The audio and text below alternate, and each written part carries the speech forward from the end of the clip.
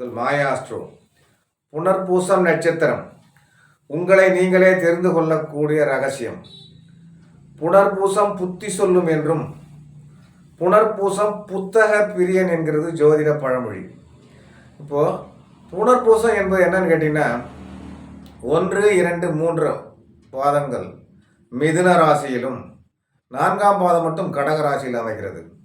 எனவே புனர்பூசம் 1, 2, 3ஆம் பாதத்தினர் மிதுன ராசியில் அமைவதால் மிதுனத்திற்கு சொந்தமான ராசிக்கு சொந்தமான புதன், புனர்பூச நட்சத்திரத்துக்கு சொந்தமான நட்சத்திர அதிபதி குரு. எனவே இந்த 3 பாதத்தினருக்கு மட்டும் குரு புதன் இந்த 2 கிரகத்தினுடைய குணாதிசயங்களே பெரும்பாலும் அமைவதற்கான வாய்ப்பு உள்ளது. அடுத்தது புனர்பூசம் 4 என்பது கடக ராசியில் அமைகிறது. அது சந்திரனுடைய ராசி. இப்போது இந்த புனர்பூசம் 4க்கு மட்டும் என்னன்னு கேட்டிங்கன்னா குரு சந்திரன் இந்த 2 கிரகங்களின் குணாதிசயமே பெரும்பாலும் அமைவதற்கான வாய்ப்பு உள்ளது. அடுத்தது என்னன்னு கேட்டிங்கன்னா இவங்க உயர்ந்த குணம், தெய்வ பக்தி. அடுத்தது என்னன்னு கேட்டிங்கன்னா இவங்க எந்த ஒரு விஷயத்தையும் தவிர்க்க மாட்டாங்க.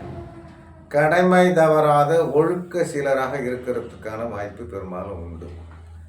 இதையே தான் நெய்யோடு பாலும் உண்ணும் நிரம்பியே கல்வி கற்கும் வெய்ய சொல் உடையனாம் வேதியர் தம்மை பேணும் கையெது கடையனாகும் கடுநடை உடையனாகும் பொய்யுரை ஒன்றும் சொல்லான் புனர்பூச நாளினாலே என்கிறது ஜோதிட பாடல். அதாவது நிரம்பிய கல்வி கற்கும், அதாவது என்னன்னு கேட்டிங்கன்னா நல்ல கல்வி கற்பாங்க அப்படின்னு சொல்லக்கூடிய அமைப்பு. பொய் ஒருபோதும் இவங்க என்ன பண்ண மாட்டாங்க, சொல்லவே மாட்டாங்க. அடுத்தது இவங்களுடைய பொதுவான குணாதிசயங்கள் தன்னுடைய தாய் மீதும் தன்னுடைய குழந்தைகள் மீதும் அதிக அளவு பாசம் வைத்திருப்பார்கள். அடுத்தது இவர்கள் பூனை போல் ருசியான உணவு உண்பதே பெரும்பாலும் இவங்க விரும்புவாங்க. இதுவே இவங்களுடைய பெரும்பாலான குணாதிசயமாக இருக்க வாய்ப்பு உண்டு. அடுத்தது புனர்பூச நட்சத்திரத்தினுடைய ஒவ்வொரு பாதவாரியாக எந்தெந்த காலகட்டத்தில் ஏற்ற இறக்கம் இருக்கும் என்பதை பார்க்கலாம். முதல்ல புனர்பூசம் 1ஆம் பாதம் தோராயமாக ஒரு 14 வருஷம் குரு திசை அமைவதாக இருக்கும். இந்த 14 வருஷம் எப்படி இருக்குன்னு கேட்டிங்கன்னா இவங்களுக்கு நல்ல கல்வி, ஆசிரியர்களிடம் நல்ல பெயர், நல்ல நண்பர்கள். ஆக மொத்தம் அந்த 14 வருஷம் ஓரளவுக்கு புனர்பூசம் 1ஆம் பாதத்திற்கு நன்றாகவே இருக்க வாய்ப்பு உண்டு. 14 வயசுலேருந்து 33 வயசு வரைக்கும் சனி திசை வருங்க. இந்த சனி திசை முற்பாதி சிறப்பாக இருக்கும். ஆக மொத்தம் என்னன்னு கேட்டிங்கன்னா புனர்பூசம் 1ஆம் பாதத்துக்காரங்க 24 வயசுக்குள்ளே ஓரளவுக்கு செட்டில் ஆகிடுவாங்கன்னு சொல்லக்கூடிய அமைப்பு. பிற்பாதி சனி பாதிப்பு அந்த அளவுக்கு தராது, ஓரளவுக்கு பரவாயில்லைங்கன்னு சொல்கிறக்கூடிய அமைப்பு உண்டு. அடுத்தது 33லேருந்து 50 வரைக்கும் புதன் திசை நடக்குங்க இவங்களுக்கு 17 வருஷம். இதுலேயும் என்னென்னு கேட்டிங்கன்னா இந்த முற்பாதி பலன் இந்த 50 வயசு வரைக்குள்ள இவங்க எல்லா செட்டில்மெண்ட்டும் ஆகிடுவாங்க. இப்போ 33 வயசுலேருந்து நல்ல வீடு, அதாவது 1க்கும் 4க்கும் உரியவர், நல்ல வீடு, நல்ல வாகனம், நல்ல வண்டி, நல்ல கல்வி, தொழில் முன்னேற்றம், பதவி உயர்வு இதெல்லாம் 50 வயசுக்குள்ளே ஓரளவுக்கு இவங்க செட்டில் ஆகக்கூட வாய்ப்பு உண்டு.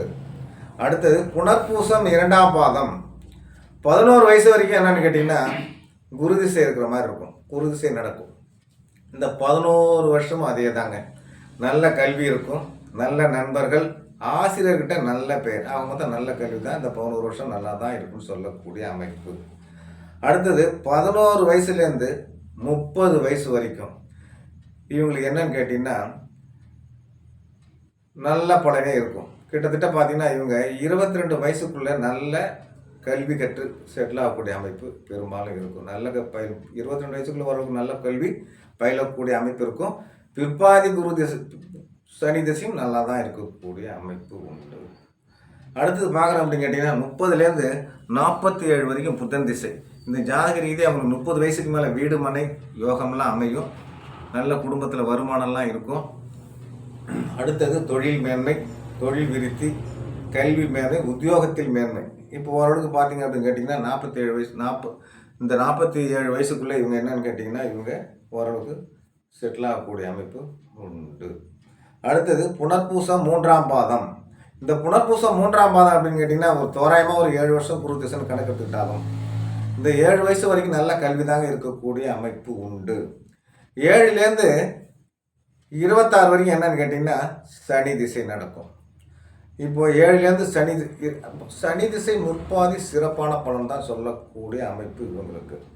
அப்போது இது ஒன்றும் சனி திசை இவங்களுக்கு கெடுதல் பண்ணாது, நல்ல கல்வியை கொடுக்கக்கூடிய அமைப்பு. இவங்க 16, 17, 18 வயசுக்குள்ள ஒரு நல்ல கல்வி கற்கக்கூடிய அமைப்பு, நல்ல முன்னேற்றம். பிற்பாதி சனியும் நல்லா தான் கொடுக்க ஒன்றும் தவறு இல்லை. அடுத்தது இந்த ஜாதக ரீதியாக அப்புறம் என்னென்னு கேட்குறோம் அப்படின்னு கேட்டிங்கன்னா 3ஆம் பாதத்துக்கு 7லேருந்து 26, 26லேருந்து 43, 26லேருந்து 43 வயசுக்கு என்ன நடக்குன்னு கேட்டிங்கன்னா புதன் திசை. இவங்களுக்கு என்னன்னு கேட்டிங்கன்னா இந்த 26க்கு மேலே தான் ஓரளவுக்கு நல்ல பலனே கிடைக்கிறதுக்கான வாய்ப்பு உண்டு. 43 வயசுக்குள்ளே இவங்க செட்டில் ஆகிட்டால் நல்ல வீடு வண்டி வாகனம்லாம் இவங்களுக்கு 43 வயசுக்குள்ளே ஓரளவுக்கு செட்டில் ஆகிறதுக்கான வாய்ப்பு உண்டு. அடுத்து வரக்கூடிய கேது திசை 7 வருஷம் பலன் சிறப்பில்லை என்றாலும் அதற்கு அடுத்து வரக்கூடிய சுக்கிர திசை ஓரளவுக்கு இவங்களுக்கு நல்ல பலனை கொடுக்கறதுக்கான வாய்ப்பு உண்டு. அடுத்து புனர்பூசம் 4ஆம் பாதம். இது என்னன்னு கேட்டிங்கன்னா கடகராசியில் போய் அமையுதுங்க. முதல்ல 3 வருஷம் தோராயமாக எடுத்துக்கிட்டாலும் இந்த 3 வருஷத்தினுடைய வாழ்க்கை சிறப்பாக தான் இருக்கக்கூடிய அமைப்பு. டோட்டலாக புனர்பூசம் 4ஆம் பாதம் புனர்பூசம் 4ஆம் பாதம் நம்ம எடுத்துட்டாலே ஓரளவுக்கு 27 வயசுக்கு மேலே கொஞ்சம் நல்லா இருக்கிறதுக்கான வாய்ப்புலாம் உண்டு. 3 வயசுலேருந்து 22 வயசு வரைக்கும் என்ன திசை நடக்குன்னு கேட்டிங்கன்னா சனி திசை. இதில் முற்பாதி சிறப்பு இருக்காது, பிற்பாதி சிறப்பாக இருக்கக்கூடிய அம்சம் உண்டு.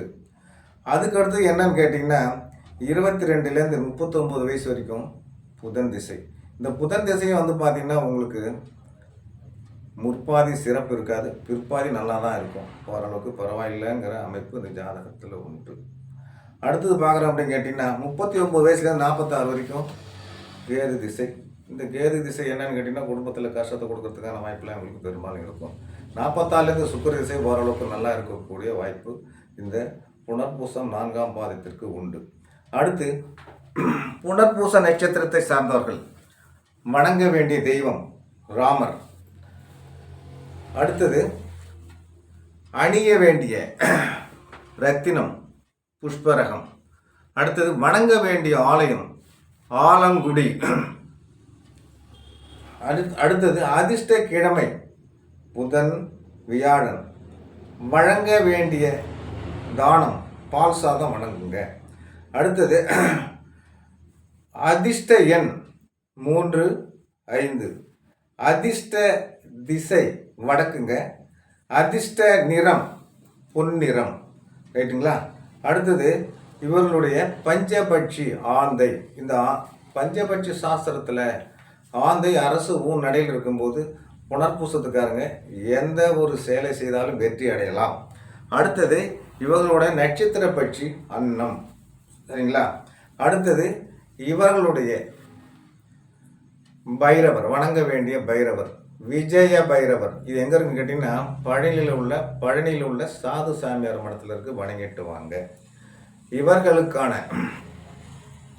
சித்தர் ஜீவ சமாதி தன்வந்திரி வைத்தீஸ்வரன் கோயில் இருக்கு, போயிட்டு ஒரு தடவையாச்சும் அந்த ஜீவ சமாதியை தரிசனம் பண்ணிட்டு வாங்க.